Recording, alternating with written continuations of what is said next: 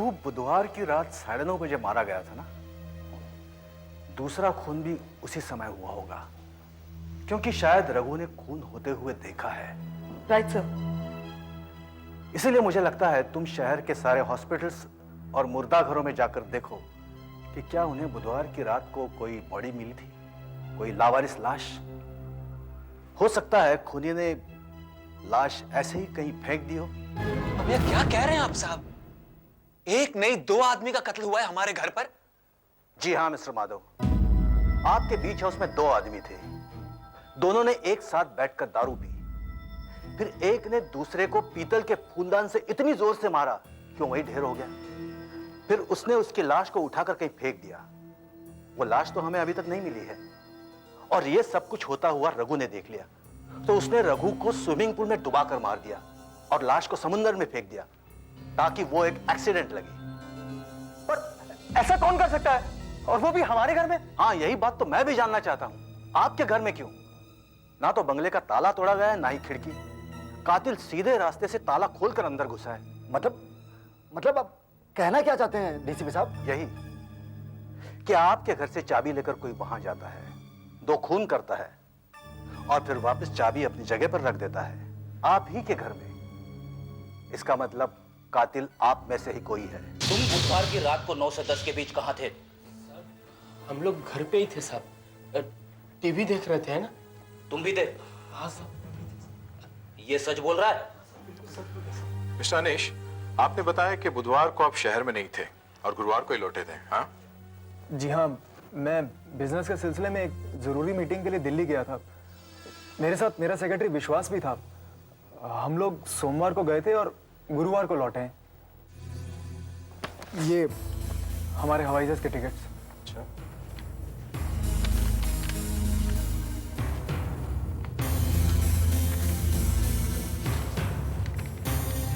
बुधवार की रात 9 से 10 के बीच क्या आप दिल्ली में ही थे?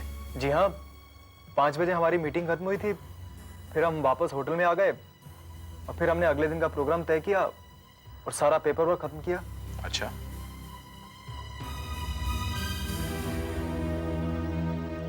बुधवार की रात 9 बजे आप क्या कर रहे थे? मैं दिल्ली में ही था साहब के साथ में। करीब 9 बजे हमने खाना खाया एक साथ, और 12 साढ़े 12 बजे तक हम लोग काम करते थे। उसके बाद मैं अपने कमरे में आ गया और आकर सो गया। आप बुधवार की रात 8 से 10 बजे के बीच में कहाँ थे? हम लोग कुलाबा में एक फैशन शो देखने गए थे। Fashion show? जी, हमारे साथ हमारी फ्रेंड्स भी थी, नीता और कौशल्या। उस रात हम लोगों को घर लौटने में काफी देर हो गई थी, करीब 1:30 बजा था, है ना? हाँ जी जी। कहाँ रहती है आपकी फ्रेंड्स? वो कहाँ रहती है? बैंड्रा। बुधवार रात 9 से 10 के बीच आप कहाँ थे? मैं फिल्म देखने गया था। फिल्म देखने? जी। कौन से थिएटर में? रॉक्सी थिएटर पर। रॉक्सी थिएटर में? कौन सी फिल्म?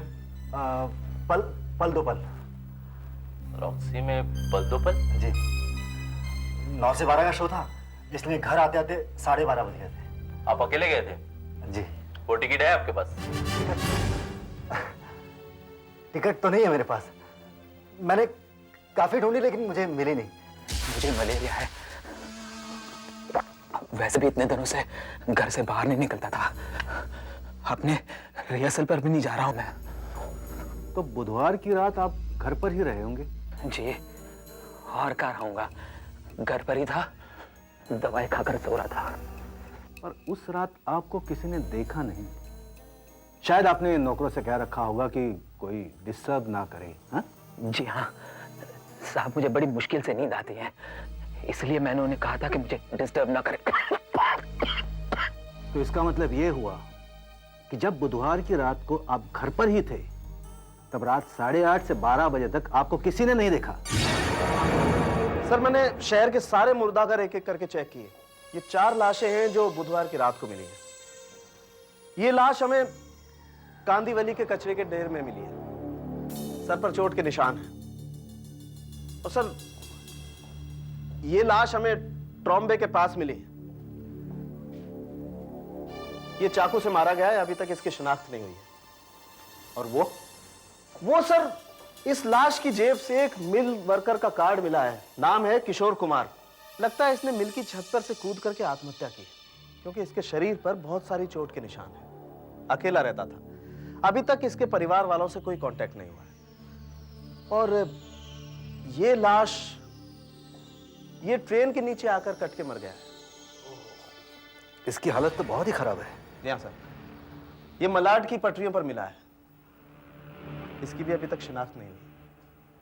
आप ऐसा कीजिए, इन लाशों का सूखा हुआ खून शर्मा के बंगले में मिले खून से मिलवा के देखिए, हो सकता है कुछ मिल जाए। ठीक है सर, मैं डीएनए टेस्ट के लिए भेज देता हूँ। सर, आपको याद है शर्मा के बंगले में उसकी ड्रेसिंग टेबल पे हमें कुछ मिला था, चिपचिपा सा। हाँ हाँ, क्या हुआ? क्या है वो? सर, काफी मेहनत के बाद मुझे पता चला कि वो स्प्रिट गम है, जिसे एक्टर लोग नकली दाढ़ी मूंछ चिपकाने के लिए इस्तेमाल करते हैं।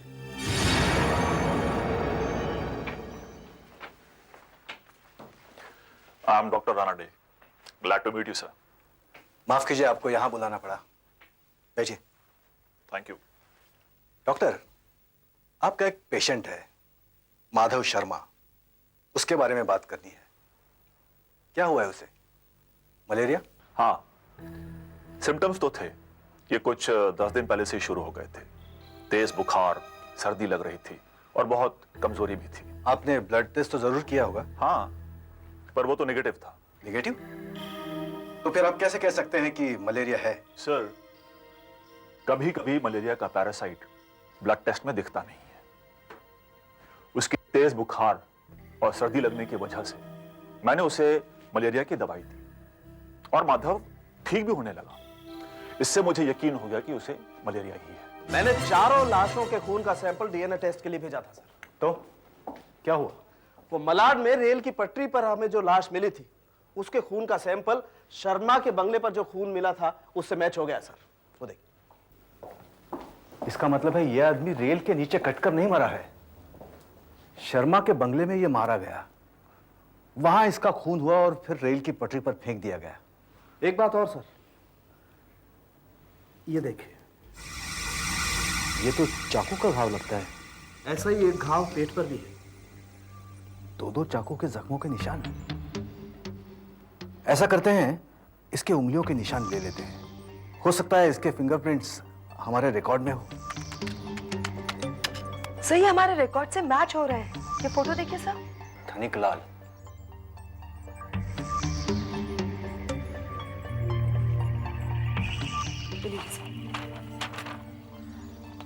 धनिक लाल एक पेशेवर गुंडा, हफ्ता वसूली, ब्लैकमेल, चोरी करना, डाके डालना, अटेम्प्ट टू मर्डर, यही इसका पेशा है।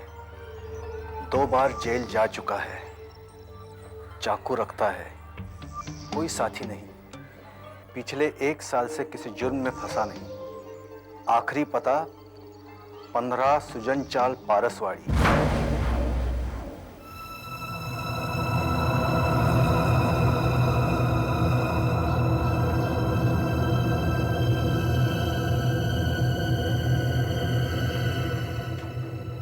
ये धनिकलाल इतनी खराब लोकेलिटी में रहता था, लेकिन इलेक्ट्रॉनिक्स का कितना बढ़िया सामान है इसके पास।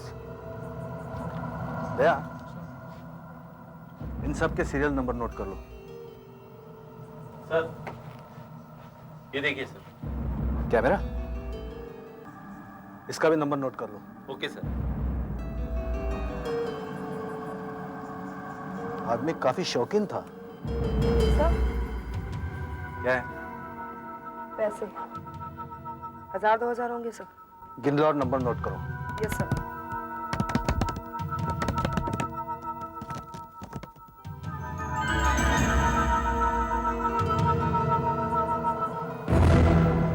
ये क्या है?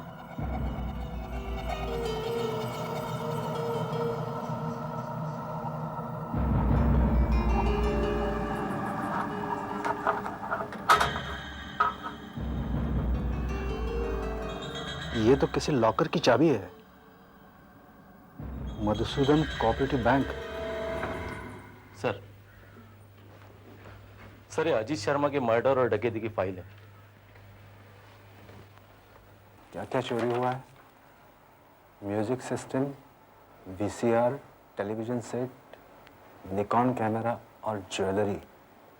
सुधाकर सर, वो जो इलेक्ट्रॉनिक्स का सामान धनिकलाल के यहाँ हमें मिला था, उसके सीरियल नंबर की लिस्ट तो तुम्हारे पास है ना? हाँ सर, ये रही। आई कांट बिलीव इट, दोनों लिस्ट एक जैसे हैं, सारे नंबर्स मिल रहे हैं।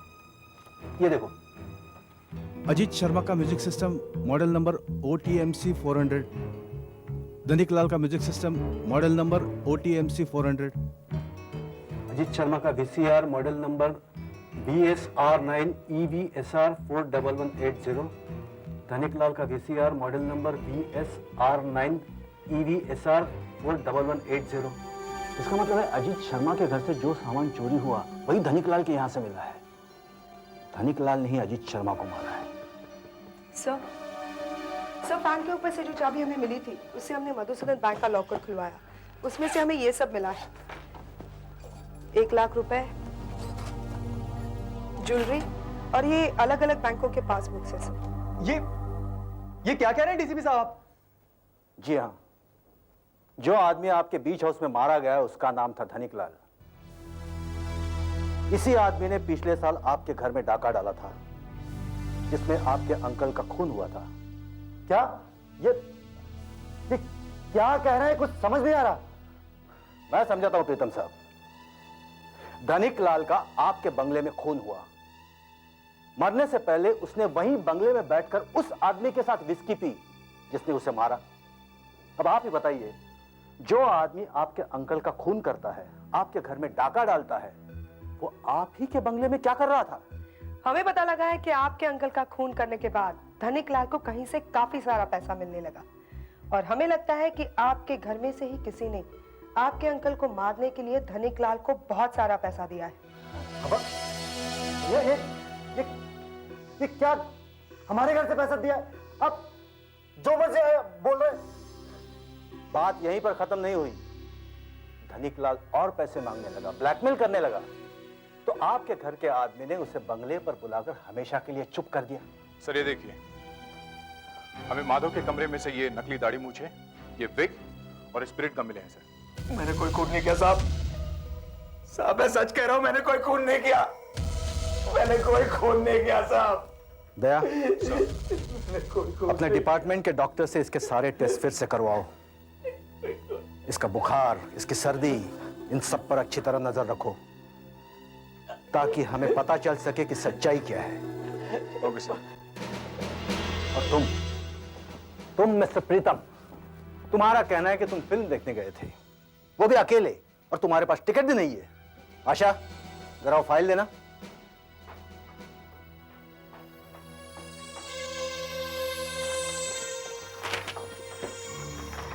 अब हमें ये बताओ, तुम कौन सी लाइन में बैठे थे? बालकनी में। कौन सी सीट थी? पीछे से दूसरी या तीसरी लाइन में होगी। हमने पिक्चर हॉल के मैनेजर से पूछताछ की है। उसने हमें बताया कि उस रात 10 मिनट के लिए हॉल की लाइट चली गई थी। अब तुम हमें यह बताओ कि लाइट इंटरवल से पहले गई थी या बाद में? बाद में गई थी। गलत। उस रात लाइट गई ही नहीं थी, न इंटरवल से पहले न इंटरवल के बाद। अब हमें सच बताओ मिस्टर प्रीतम, उस रात आप कहां थे? मैं कहां थे आप? सब कुछ देने का लालच दिया था सर, इसलिए मैं अब तक मेरी नौकरी खतरे में पड़ गई थी सर। हाँ सर, मैंने ही मारा उन दोनों। दरअसल मुझे मेरे बिजनेस में दिन पर दिन नुकसान होता चला जा रहा था, और उसे संभालने के लिए मुझे बहुत सारे पैसे की जरूरत थी। इसलिए तुमने 14 महीने पहले धनिकलाल से अपने अंकल का खून करवाया।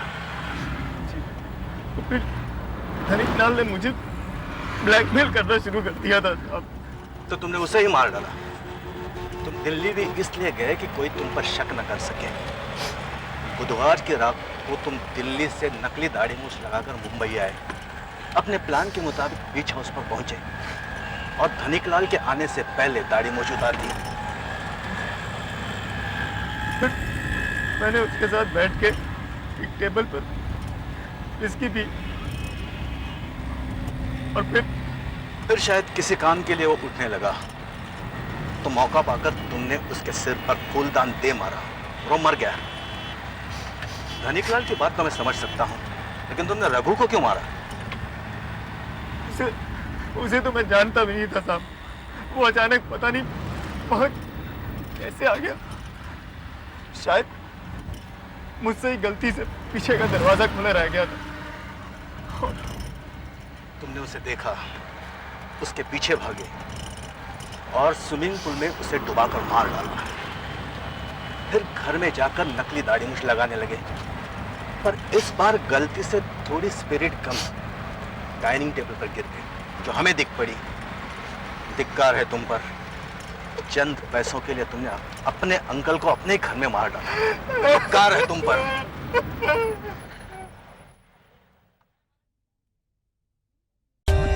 For more updates, subscribe to our channel, click the show links and enjoy watching the videos.